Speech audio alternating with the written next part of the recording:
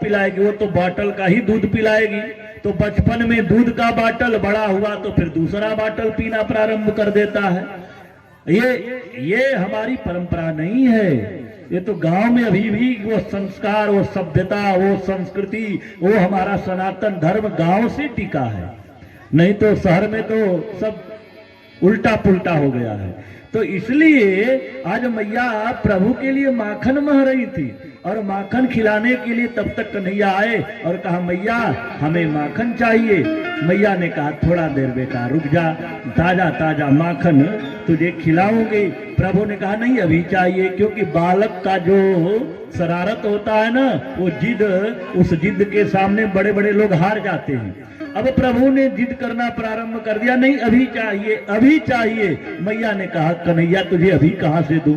अब प्रभु को फुसलाने के लिए, छोटे बालक को जब होता है ना तो कुछ दूसरी बात बताने के लिए मैया ने कहा कि कन्हैया तू चंदा ले ले।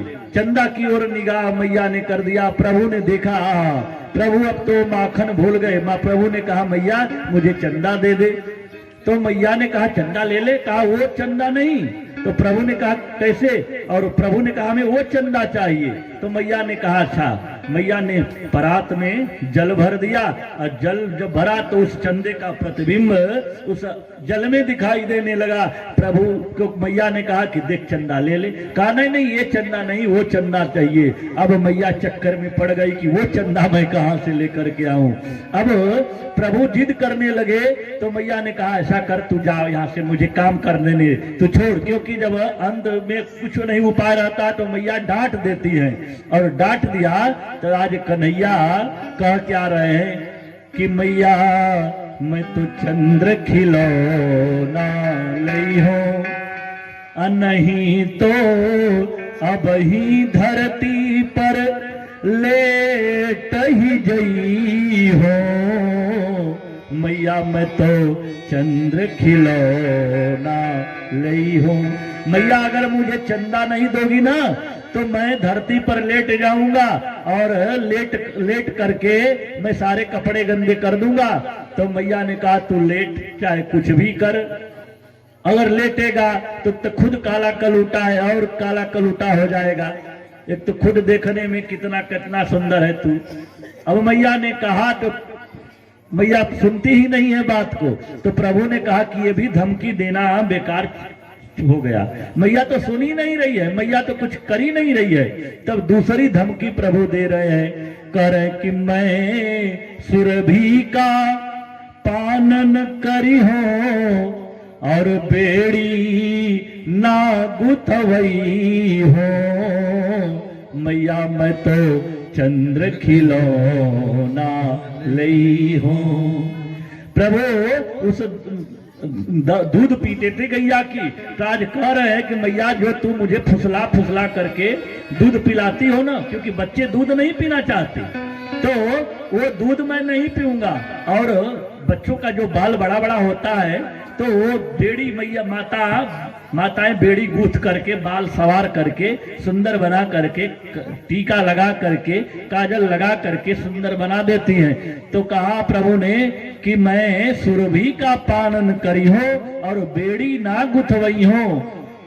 अब मैया मैं तो चंद्र खिलौना लई हो। जब तक तू चंदा नहीं देगी तब तक मैं दूध भी नहीं पीऊंगा, और मैं बेड़ी भी नहीं गुथवाऊंगा। मैया ने कहा तू मत पी।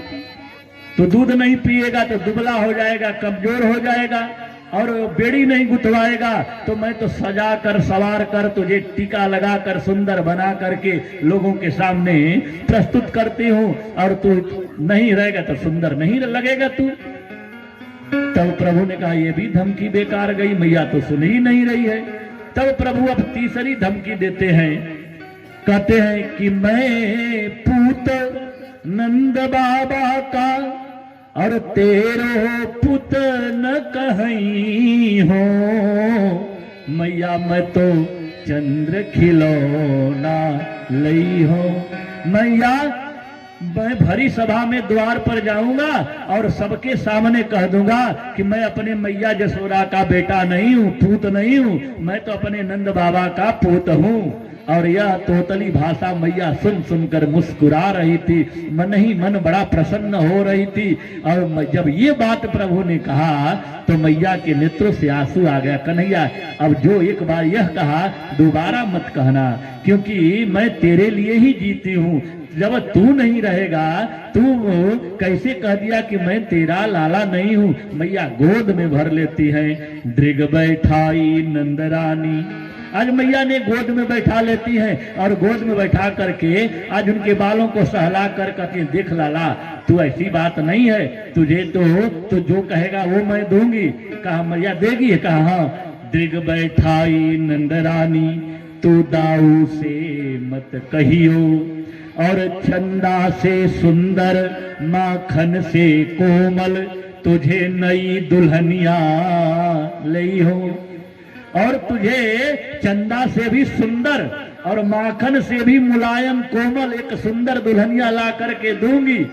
बेटा तू ऐसा मत करना, और उनसे वो दाऊ से मत कहना ये बात, क्योंकि फुसलाने के लिए बच्चे को माताएं ऐसी बात कहती हैं। अब प्रभु चंदा भूल गए, माखन भूल गए, अब तो उनकी नजर अब टिक गई दुल्हनिया पर। अब दुल्हनिया पर, हमें मैया दुल्हनिया चाहिए, अब दुल्हनिया चाहिए। मैया ने कहा बड़ा चक्कर में पड़ा, अब दुल्हनिया कहां से लाऊं?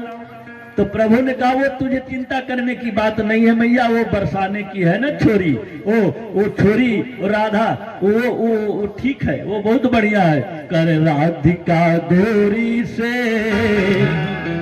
राधिका गोरी से, बिरज की छोरी से, मैया करा दे मेरो ब्याह। राधिका गोरी से, बिरज की छोरी से, मैया करा दे मेरो ब्याह।